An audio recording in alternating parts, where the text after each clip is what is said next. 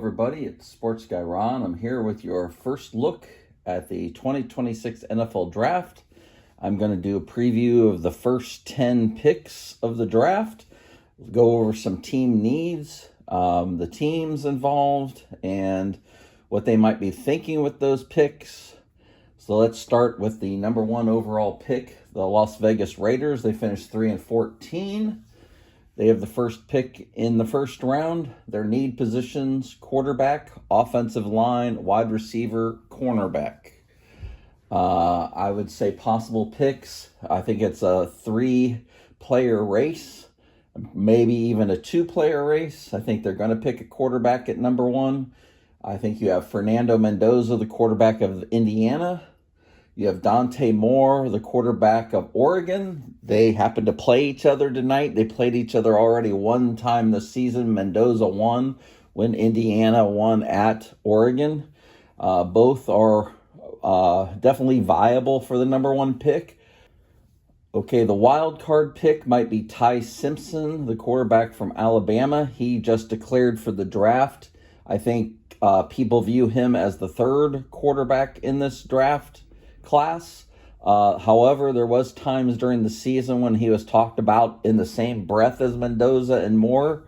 So we'll have to see in the process whether he's able to close the gap on Moore and Mendoza and might be in play in the top 3 picks here. So that's a look at Las Vegas. I think there's no way that they don't pick a quarterback. I think whoever they hire at coach is going to want a quarterback. It's probably one of those 3. Let's go to the second pick. We have the New York Jets. They also finished 3-14. They have need positions at quarterback, wide receiver, cornerback, and interior offensive line, center and guard. Possible picks, I would say Mendoza, Moore, and Simpson. I would say they will take the second quarterback of the list on their list. They also need a quarterback. They were fortunate that the Giants won, and other teams had victories that let them move up to the second pick, like the Browns. So they're in position to take the quarterback, and I think they will. Now, I put an asterisk there because there is the possibility that they decide that these quarterbacks aren't worthy of that second pick. I don't think it's a likely possibility. I think these quarterbacks, they are going to go 1-2 for sure. But in the off chance that they don't, I think they could swing a trade out of 2 and pick up picks. And if they're going to actually defer that decision to 2027, that would be the way to go and pick up more draft capital. So let's go to pick number 3. It's the Arizona Cardinals. They also finished 3-14.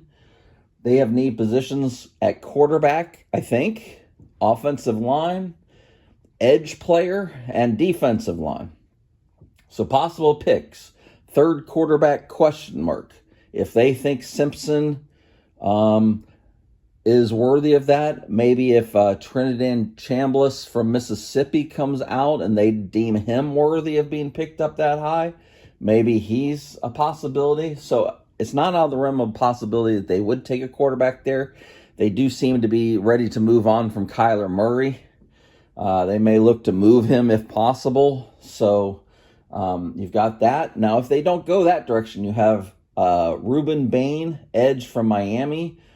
Arvell Reese from Ohio State. He could play edge. He plays linebacker. He's kind of like a Micah Parsons kind of player, or Abdul Carter can kind of do both, play linebacker, but also play edge and rush the passer.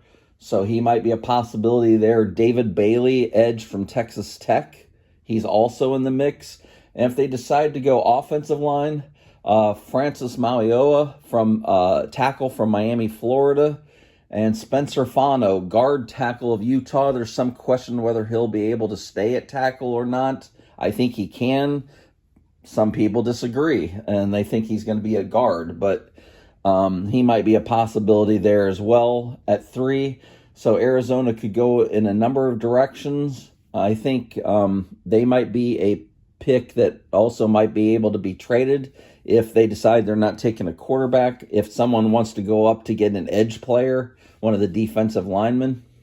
So keep that in your mind.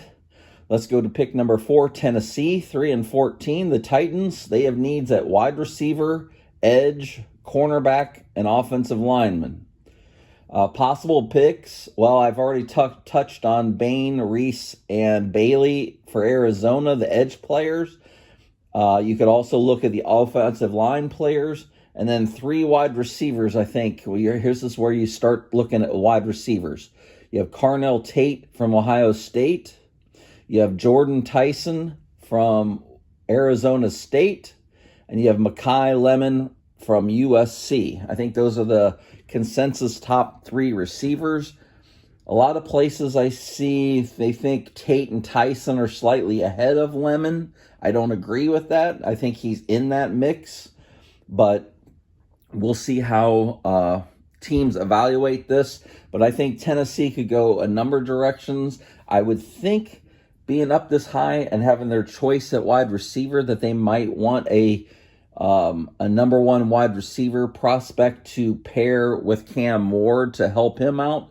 You could also argue an offensive lineman would help him out. But in their defense, they could definitely use some help. They really need help at cornerback.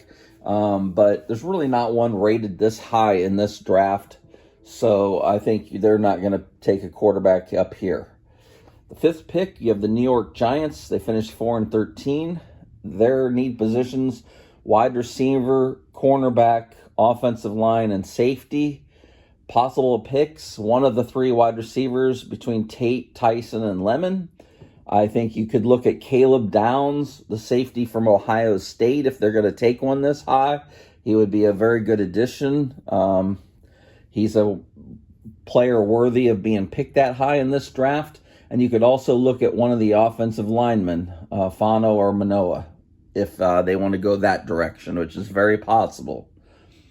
That's pretty much what to say for the Giants. I think they have their quarterback, Malik Neighbors. There's some talk in circles that he might not be ready week 1 for the season in 2026. So we'll see if that weighs into them selecting a receiver over a lineman maybe, or Downs. So we'll see how that goes. The 6th pick, we have the Cleveland Browns, 5-12. Their need positions are offensive line for sure, wide receiver for sure, quarterback probably, and safety. Possible picks, Manoa and Fano would be my first choices. One of those guys. I think the entire offensive line for Cleveland needs rebuilt. The center, right guard, and right tackle are all free agents. Left guard Joel Bitonio is likely to retire.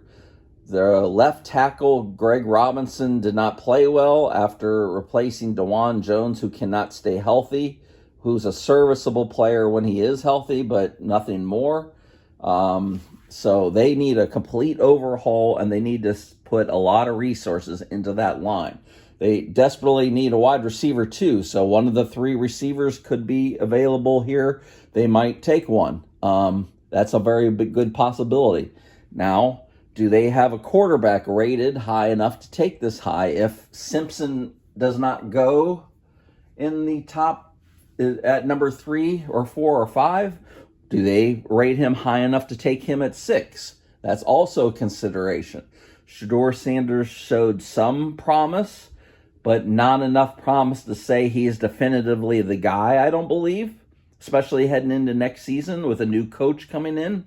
Caleb Downs, they could probably use that guy at safety, but they do not need to be using resources on their defense in the first round. They need to be tackling offensive line, wide receiver, and quarterback for sure.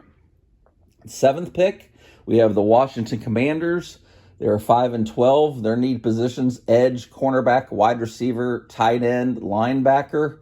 Possible picks: Bain Jr. or Bailey, the edge players. Also Reese, Tate, Tyson, Lemon, one of the wide receivers that's left over. Someone of those guys are going to be there. Maybe even a Caleb Downs would fit in here. You could actually start looking maybe at defensive tackle too here, but I don't think so. I think there's going to be enough talent on the edge and at wide receiver to maybe consider them as taking one of those positions. The 8th pick, you have New Orleans, 6 and 11. Their need positions: defensive line, cornerback, offensive line, and wide receivers. So you could look at the wide receivers or the offensive linemen that are left over, maybe the edge players that are left over, and a couple of other names that have not been brought up yet are Peter Woods, defensive tackle from Clemson, and Caden McDonald, a defensive tackle from Ohio State. Woods is more of a combination defensive tackle, stopping the run and rushing the passer. McDonald's more of a big, huge run-stuffing guy, but he does have some mobility for his size. So that would be a good addition in the middle of their line, but they'll have to see with what's left on the board after the first 7 picks. Number 9, you have the Kansas City Chiefs. They were 6 and 11. Need positions: running back, wide receiver, offensive line, tight end, and cornerback. Wide receiver, is there one of the 3 left over? Maybe they might take them. Offensive lineman, I think they would consider it. I think it's a little high to start considering a couple of the other ones. There is like Caden Proctor, Alabama, big tackle. He's more of a late first round graded player. So, unless he tests well and they like what they see, you might push him up. Tackles always do get pushed up. It's just like quarterbacks and edge players. Here's where you might consider Jeremiah Love, running back from Notre Dame. He might be like the 3rd best player in the draft, but he's a running back. You usually don't take him this high. And Jermod McCoy, cornerback from Tennessee, I think this is where you could start seeing him as a possibility as the first cornerback off the board. Okay, the 10th pick, you have Cincinnati. They were 6 and 11. Need positions: anything on defense, pretty much. Linebacker, less so. So defensive line, interior, edge players, cornerbacks, safeties, yes. Offensive line, yes. I would say that's where their resources are going to go. At least that's what they should do. Caleb Downs is a possibility if he's still available. McCoy at cornerback would be a possibility here if one of the 3 edge players fall, and maybe one of the 2 defensive tackles. If for some reason offensive linemen of the top 2 fell, or they really liked one of the next ones, like guard or tackle, they might select him. But I'm thinking that's where Cincinnati needs to go. Their defense needs a lot of work, and that's where the bulk of the picks should go, especially the first round pick. I think if you're going to address the O-line, you might want to do it like 2nd, 3rd, 4th round maybe for Cincinnati, and still use the majority of your picks on the defense. So that's a quick look at the first 10 picks of the draft so far. It's really early in the draft process. We're just now to the playoffs in the NFL, and we'll continue to take a look at that. And in my next video, I'll look at picks 11 through 21, and then we'll do, once the playoff teams have decided how that order is going to go, we'll look through 22 to 32, and we'll look at that, and then we'll do our first mock draft. Hope you like this content. If you do, give it a like. I'd appreciate it. Subscribe to the channel if you haven't already, and I hope you have a nice day.